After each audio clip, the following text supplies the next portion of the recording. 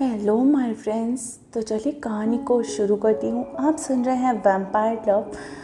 Start करते हैं। ये है एपिसोड 34। कहानी का टाइटल कह सकते हैं आप कि इसका टाइटल है आई एम प्रेग्नेंट। तो चलिए कहानी को शुरू करते हैं। सुबह का वक्त दिव्या आराम से बेड पे सो रही थी। तभी उसको कुछ गिरने की आवाज़ सुनाई देती है। वो छत से आंखें खोलती है और उठकर बेड पे बैठ गई। करण भी सोफे पर बैठ चुका था। दिव्या करण से, तुमने आवाज़ सुनी? करण बोलता है, हाँ शायद कुछ टूटने की आवाज़ थी। दिव्या कंबल साइड में रखकर बेड से उठती है और चलो चलो देखते हैं। दोनों जल्दी से कमरे से बाहर निकल आए और नीचे हॉल में चले गए। हॉल का सीन देखकर तो उनके होश ही उड़ गए। वहाँ के सारे सामान टूटे बिखरे हुए पड़े थे। ध्वनि जोर से चिल्लाते हुए आहान को कुछ ना कुछ उठा के फेंक रही थी। आहान उससे बच रहा था। दिव्या करण एक दूसरे को देखते हुए दिव्या ध्वनि से पास जाकर उसको पकड़ लेती है और करण आहान के पास आ गया। अब तक लाही यानी का जीवन भी हॉल में आ चुके थे। ध्वनि दिव्या से खुद को छुड़ाने की कोशिश करते हुए, दिव्या छोड़ दे मुझे, आज मैं इस राक्षस का खून पी जाऊंगी। मुझ पर रौब चढ़ता है। आहान मन में, कितनी ओवर एक्टिंग करती है ये लड़की, क्या ज़रूरत थी इतना तोड़फोड़ करने की। ऐसा लग रहा है जैसे मैंने सच में अपना गुस्सा निकाल रही हो। सही तो था, ध्वनि सच में ही अपना गुस्सा निकाल रही थी। इतना बढ़िया चांस मिला है, क्यों भाई ऐसी बात क्यों जाने दे हमारी ध्वनि। दिव्या ध्वनि को शांत करने की पूरी कोशिश करते हुए कहती, शांत हो जा मेरी गदाधारी भीम, शांत हो जा और बैठकर बातें करते हैं ना। ध्वनि बिफरते हुए, नहीं आज मैं इस पागल संची राक्षस हैवान, सच में जितना कुछ उसके मन में आ रहा था वो सब कुछ बोले जा रही थी। निहायती भेड़िया को सबक सिखा कर रहूंगी। ध्वनि अपने गुस्से में निकलते हुए अपने शब्दों पर ध्यान भी नहीं देख रही थी। तो वहीं आहान उसको बहुत बुरी तरीके से घूर रहा था। अनका जीवन और लाही जी मुंह खोलकर उनको सुन रहे थे। कभी वो आहान को देखते तो कभी ध्वनि को। ध्वनि मन ही मन खुश हो रही थी और सॉरी आहान, आज ये मौका मैं नहीं गवा सकती। आहान मन में, इसकी हिम्मत कैसे हुई मुझे इतना सब कुछ कहने की, आने दो इसे रूम में तब बताता हूँ इसे। दिव्या धीरे से उसके कान में, ध्वनि क्या कह रही है तू, सोए हुए शैतान को क्यों जगा रही है। ध्वनि दिव्या की बात सुनकर चिल्लाते हुए बोलती, ये सोया हुआ नहीं है, उठा हुआ शैतान है। इसका नाम आहान नहीं सुअर होना चाहिए, ये किंग नहीं एनाकोंडा होना चाहिए। भैंस गधा मलेरिया वाला मच्छर जीतता जाता स्केलेटन। दिव्या की बात सुनकर अपना सर पीट लेती है और कहती है, लग गई इसकी लंका।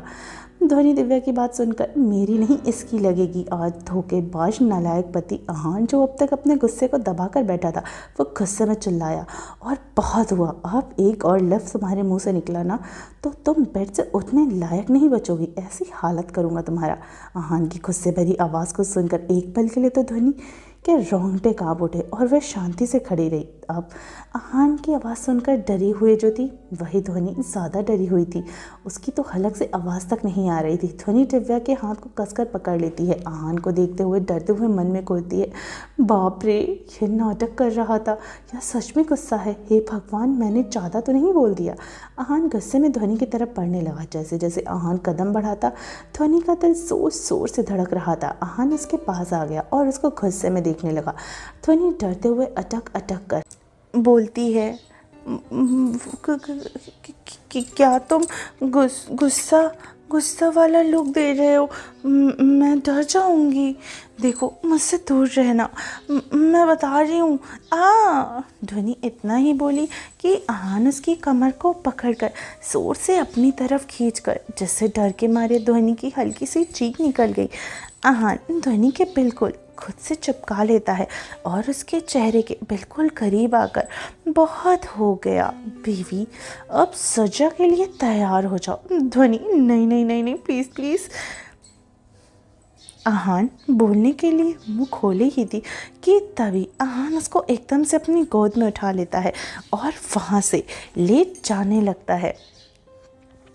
ध्वनि चिल्लाते हुए कहती है, नहीं नहीं आहान, छोड़ो मुझे, छोड़ो। लाही, माँ जी प्लीज़ बचा लीजिए मुझे अपने शैतान बेटे से। लाही सीढ़ियों से, आहान उसी को देख रहा था। लाही उसी की तरफ देख रही थी और बेचारगी से अपना सर हिला देती है, कोई नहीं बचाएगा। लाही जी अपना सर हिलाकर बेबसी से ही ध्वनि को ही देख रही थी और आवाज़ सुनती रह रही थी। फिर रूम का दरवाज़ा ज़ोर से बंद होने की आवाज़ के साथ ही ध्वनि की भी आवाज़ सुनाई देना बंद हो जाती है। दिव्या कुछ बोलती है, कुछ गड़बड़ है। सभी दिव्या को देखकर एक साथ क्या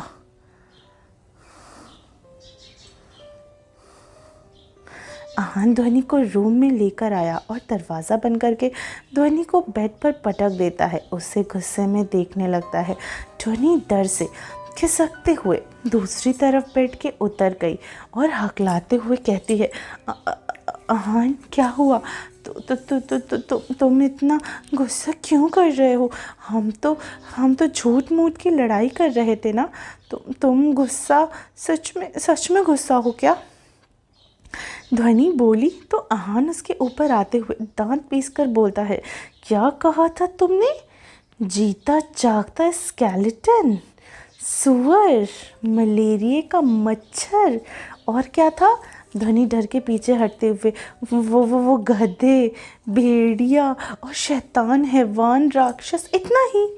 बोलते हुए ध्वनि दीवार से लग गई। आहान उसके पास आकर दोनों हाथ उसके दीवार से लगाकर उसके बिल्कुल पास आते हुए और गहरी आवाज़ में, हाँ बस इतना ही है ना? ध्वनि आहान के गर्म सांसें उसने चेहरे पर महसूस करते हुए सिहर उठती है और अपनी सांसों को रोककर खड़ी थी। ध्वनि मन में, इसे कहते हैं ना खुद के पैर पे कुल्हाड़ी मारना, क्या ज़रूरत थी इतना सब कुछ कहने की? आहान ध्वनि के बदलते एक्सप्रेशन को देख रहा था पर उसके मन की बातों को नहीं पढ़ पा रहा था, जिससे आहान के मन में शक पैदा होने लगा। आहान ध्वनि की कमर पर सेक्सुअली तरीके से अपने हाथों को सहलाने लगा। आहान के ऐसा करने से ध्वनि की सांसें तेज हो गई। वो आंखें बड़ी करके आहान को ही देखने लगी। ध्वनि डरते हुए बोलती है, आहान तुम गुस्सा क्यों हो रहे हो? मैं तो एक्टिंग कर रही थी। वो सब मैंने मन से नहीं कहा था। आहान ध्वनि के गाल पर नशे से अपने हाथ सहलाते हुए कहता है, अच्छा ठीक है, अब याद करो मैंने तुमसे क्या कहा था सबके सामने। ध्वनि आहान की बातें कई बातों को याद करने लगी। बहुत हुआ, अब एक और लफ्ज़ तुम्हारे मुंह से निकला तो तुम बेड से उठने लायक नहीं होगी। ऐसे हाल करूँगा तुम्हारा। ध्वनि आहान को देख रही थी और उसको याद आते ही वो मैंने पूरे दिल से नहीं कहा था। ध्वनि रोनी सूनत बनाकर, नहीं ये चीटिंग है। आहान ध्वनि के सिर के पिछले हिस्से को पकड़कर अपना चेहरा उसके चेहरे के बिल्कुल करीब कर उसके होठों को देखते हुए, प्यार में सब चलता है। ध्वनि कसकर अपनी आंखों को बंद कर लेती है और उसका हाथ आहान के कंधे पर कस गया। आहान और ध्वनि के होठों के बीच बस आधे ही इंच का फासला था। इससे पहले कि वो होठ मिलते, हड़बड़ी में भरी आवाज़ बाहर से सुनाई देती है, सॉरी मैंने कुछ नहीं देखा। दिव्या की आवाज़ सुनकर ध्वनि जल्दी से आहान के जोर से धक्का दे देती है और खुद को ठीक करने लगी। दिव्या पूरी तरीके से मुंह मोड़कर खड़ी हुई थी। ध्वनि खुद को नॉर्मल करते हुए दिव्या को आवाज़ लगाती है। दिव्या मुड़ी और आहान को देखती है जो ध्वनि को ही घूर रहा था। दिव्या सर नीचे झुकाए आहान से बोलती है, सॉरी जीजू, मुझे नहीं पता था। आहान दिव्या को देखा और चलकर उसके सामने आकर खड़ा हुआ और प्यार से उसका सर सहलाता है। दिव्या सर उठाकर उसको देखी तो आहान बोलता है, जीजू नहीं भाई बुलाओ, भाई हूँ तुम्हारा। आहान की बात सुनकर दिव्या की आंखें नमी हो जाती है। आहान उसके गाल पर थपथपाता है और एक नज़र ध्वनि को देखकर बाहर चला गया। ध्वनि आहान के जाते ही झट से आकर दिव्या के गले लग गई, जिससे दिव्या चौंक गई। ध्वनि दिव्या को गले लगे ही, थैंक यू मेरी जान, सही वक्त पर आकर तुमने मुझे बचा लिया। दिव्या उसे खुद से अलग करती है और हाथ बांधकर उससे देखने लगती है। ध्वनि को कुछ समझ नहीं आ रहा था। वो दिव्या कर देखकर बोलती है, क्या हुआ है, तो ऐसे क्यों देख रही है? दिव्या भौहें चढ़ाकर, अच्छा तुझे नहीं पता कि क्या चल रहा है? ध्वनि नासमझी में उसको देखती है। दिव्या जल्दी से जाकर दरवाज़ा बंद कर देती है। फिर से ध्वनि के पास आकर थोड़ी गुस्से में कहती है, क्या चल रहा है तेरे और जीजू यानी भाई के दिमाग में क्या ड्रामा लगा रखा है तुम दोनों ने। ध्वनि दिव्या के सवालों को सुनकर हैरान थी, फिर भी वो खुद को नॉर्मल दिखाने की कोशिश करते हुए बोलती है, क्या, कौन सा ड्रामा, तू ये क्या बोल रही है। दिव्या हाथ दिखाकर, अब नाटक बंद कर, मुझे सब पता है। क्यों कर रही है ये सब सबके सामने, ऐसा बर्ताव क्यों कर रही है जैसे तू आहान भाई से नफ़रत करती है। ध्वनि मुड़कर, हाँ तो मैं सच में उनसे नफ़रत ही तो करती हूँ, उसने मुझे धोखा दिया है। दिव्या ध्वनि के सामने आकर, तो मेरी आंखों में आंखें डालकर बोलना, मुंह फेर कर क्यों बोल रही है। दिव्या ध्वनि की बाजुओं को पकड़कर, देख ध्वनि, हम बचपन से ही जानते हैं एक दूसरे को, मुझे पता है तू झूठ नहीं बोल पाती है और मेरे सामने तो बिल्कुल भी नहीं। ऐसी क्या बात हो गई जो तू मुझसे भी झूठ बोल रही है। मैंने तेरे मन की बात पढ़ ली है। ध्वनि हैरानी से, क्या तूने माइंड रीडिंग कब से सीख लिया, मुझे बताया तक नहीं। एक मिनट, कल तेरा बर्थडे है ना। ओह शिट, मैं ये कैसे भूल गई। दिव्या उसको आंखें दिखाकर, तू बहुत घुमाने की कोशिश मत कर, समझी। अब सच सच बोल क्या चल रहा है। ध्वनि हार मानकर, ठीक है चल बैठ, बताती हूँ। ध्वनि दिव्या के बेड पर साथ में बैठाती है और खुद भी बैठ जाती है। ध्वनि दिव्या को सारी बातें बता देती है, जैसे सुनकर दिव्या को गुस्सा आने लगता है। वो गुस्से में उठकर बोलती है, इतना सब कुछ हुआ और तुझ पे हमला हुआ और तूने मुझे बताना ज़रूरी भी नहीं समझा। ध्वनि उठकर उसकी हाथ को थामकर, सॉरी दीदी, आहान ने बताने से मना किया था और इस कमरे में आहान ने एक कवच बनाया है जिससे कोई भी यहाँ की बातों को नहीं सुन सकता। पर तू बता, तुझे मेरे मन की बात कैसे पता चली। दिव्या बोली, तुझे पता है ना नीचे, तूने मेरे हाथ कस के पकड़ा था, तभी मुझे तेरे मन की बात सुनाई दी।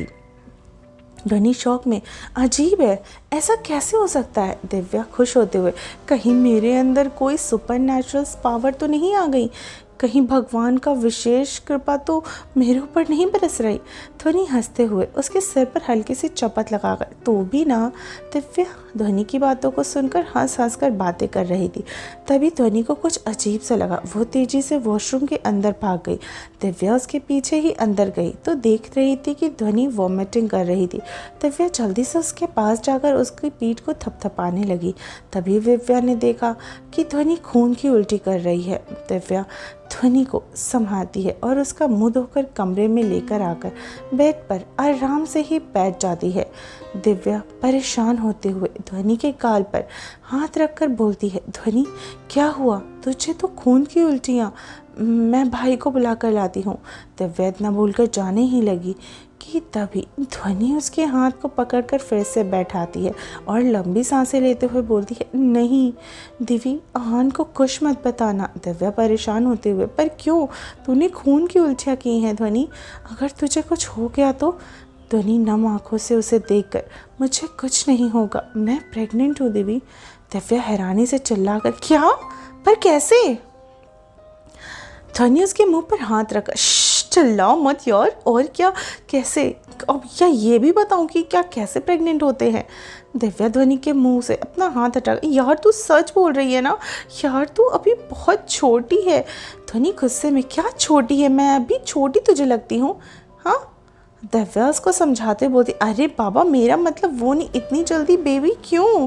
ध्वनि नाराज़गी से बोलती, क्या देवी, तुझे तो खुश होना चाहिए था कि तू चाची बनने वाली है, पर तू मुझसे बात मत कर। दिव्या उसके गले लगकर, अरे मेरी जान, मैं बहुत खुश हूँ तेरे लिए। दिव्या फिर उससे दूर हो गए हंसते हुए। वैसे मानना पड़ेगा भाई बहुत स्पीड में चल रहे हैं। ध्वनि शर्माते हुए, दिव्या बोलती है, अच्छा तो ये बता कि तू भाई को ये सब क्यों नहीं बताना चाहती, उसको तो हक है ना इन सारी बातों को जानने का। तो फिर ध्वनि मासूमियत से और कहती है, हाँ बताना तो चाहती हूँ, पर मैं क्या करूँ, नहीं बता पा रही, अभी मैं माँ बनी हूँ। लेकिन अगर वो इस बात से खुश नहीं हुआ तो, गुस्सा होकर अगर उसने हमारे बेबी को मैं ऐसा कुछ नहीं चाहती, प्लीज़ मैं ऐसा नहीं होने दूंगी। ध्वनि इतना बोलती है कि आहान का गुस्से भरी आवाज़ दोनों के कानों में गूंजती है, जिससे उन दोनों के ही रोंगटे बिल्कुल खड़े हो जाते हैं। ध्वनि दिव्या को सब बता देती है। तभी उसको पीछे से आहान की आवाज़ सुनाई देती है और उन दोनों की अब हिम्मत नहीं थी कि वो पलटकर आहान की तरफ देख सके।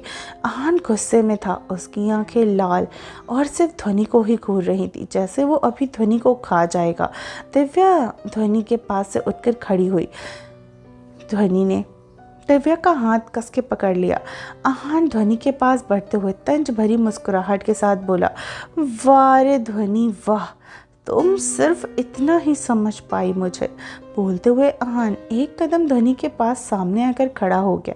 ध्वनि पलके झुकाए रो रही थी। दिव्या आहान को समझाने के लिए मुंह खोली ही थी कि तभी आहान ध्वनि पर नज़र गड़ाए दिव्या से बोलता है, देवी बाहर जाओ, मुझे अपनी बीवी से कुछ बात करनी है, अकेले में। दिव्या लाचारगी से ध्वनि को देख रही थी, जो डर के मारे कांप रही थी। वो ध्वनि को छोड़ के जाना तो नहीं चाहती थी, पर उसे पता था कि आहान ध्वनि को कुछ नहीं करेगा। आखिर प्यार जो करता है उससे। दिव्या ने गहरी सांस ली और अपने हाथ को छुड़ाकर जाने लगी। तभी आहान बोलता है, दरवाज़ा बंद करके जाना। दिव्या एक पल रुकी, फिर बाहर जाके दरवाजे को बंद कर देती है। दरवाज़ा बंद होने की आवाज़ सुनते ही ध्वनि ने कसकर अपनी आंखें बंद कर ली। आहान ध्वनि के बहुत करीब आ गया और उसकी कमर को पकड़कर खुद से चिपका लेता है और उसके चिन्ह को पकड़कर अपनी तरफ देखने को मजबूर करता है। ध्वनि अभी भी अपनी आंखें बंद करके ही खड़ी थी। आहान कोल्ड वॉइस में बोलता है, आंखें खोलो बीवी। आहान की सख्त आवाज़ को सुनकर ध्वनि का दिल जोर जोर से धड़कने लगा। वो पूरी हिम्मत जुटाकर आंखें खोलती है तो उसकी आंखें आहान की नीली आंखों से जाकर मिल जाती हैं, जो अभी गुस्से में लाल हो रही थी। ध्वनि ने तुरंत अपनी नज़रों को झुका लिया। उसकी हिम्मत नहीं थी कि वो आहान की इन नज़रों का सामना कर सके। आहान एकटक उसको ही देखते हुए सर्द आवाज़ में बोलता है, क्यों किया तुमने ऐसा?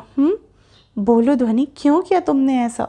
इतनी बड़ी बात मुझसे छुपाने की हिम्मत भी कैसे हुई तुम्हारी? आखिरी लाइन आहान ने चिल्ला कर बोला था, जिससे ध्वनि कांप गई और उसके होंठ डर की वजह से थरथरा गए। वो रोते हुए सिसक रही थी।